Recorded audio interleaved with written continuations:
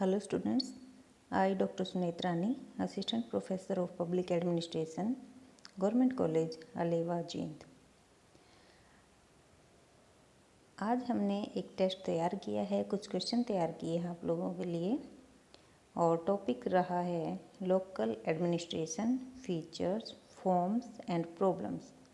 स्थानीय प्रशासन या स्थानीय संस्थाएं, उनकी विशेषताएं, प्रकार और कौन कौन सी समस्याएं इनके सामने आती हैं। तो भारत में संघात्मक शासन प्रणाली को अपनाया गया है, जिसमें केंद्र सरकार, राज्य सरकारें और स्थानीय स्तर पर स्थानीय संस्थाएं पाई जाती हैं। तो स्थानीय संस्थाएं दो प्रकार की होती हैं, दो फॉर्म्स होते हैं, ग्रामीण स्थानीय संस्थाएं और शहरी स्थानीय संस्थाएं। स्वतंत्रता के बाद से ही देखा गया है कि इन संस्थाओं के सामने बहुत सारी समस्याएं, बहुत सारी कमियां इनमें पाई जाती रही हैं, बहुत सारी प्रॉब्लम्स ये फेस करती रही हैं और इन समस्याओं को दूर करने के लिए सेंट्रल गवर्नमेंट के द्वारा, केंद्र सरकार के द्वारा बहुत सारी समितियों का समय समय पर गठन किया जाता रहा है और इन समितियों ने अपने अपने रिकमेंडेशन दी हैं ताकि इन संस्थाओं में सुधार किया जा सके।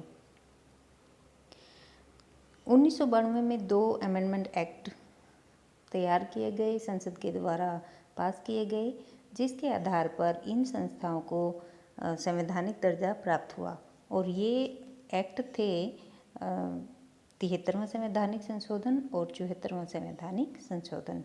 तो इसी आधार पर इस टॉपिक के ऊपर हमने कुछ जो क्वेश्चन तैयार किए हैं, उनमें सबसे फर्स्ट क्वेश्चन है, how many levels of Indian administration? भारतीय प्रशासन के कितने स्तर हैं या कितने स्तरों में बांटा गया है? 1 स्तर, 2, 3 या 4 स्तर? सेकंड क्वेश्चन है, in which list of constitution has local government been included? कि संविधान की कौन सी सूची में लोकल गवर्नमेंट को इंक्लूड किया गया है? Union list, state list, concurrent list और नन ऑफ अबव? संघ सूची, राज्य सूची, समवर्ती सूची या इनमें से कोई नहीं? Third question is, who has been considered the pillar of Indian democracy? भारतीय प्रजातंत्र का पिलर, स्तंभ किसको माना गया है? पंचायती राज संस्थाओं को, म्यूनिसिपैलिटी को, डेमोक्रेटिक डिसेंट्रलाइजेशन, लोकतांत्रिक विकेंद्रीकरण को या फिर पब्लिक को? What is the full form of CDP? Fourth question आपका है, CDP का पूरा नाम बताइए।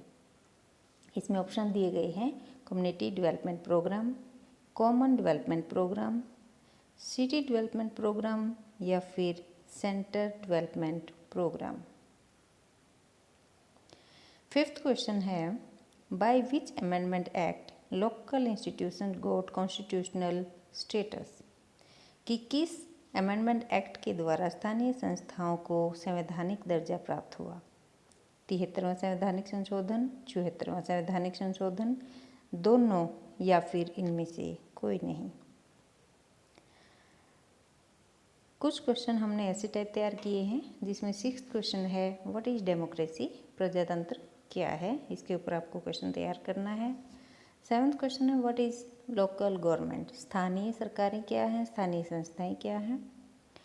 8th question is, describe the features of local government? Local government, स्थानीय सरकारों की विशेषताएं बताइए, उनका वर्णन कीजिए।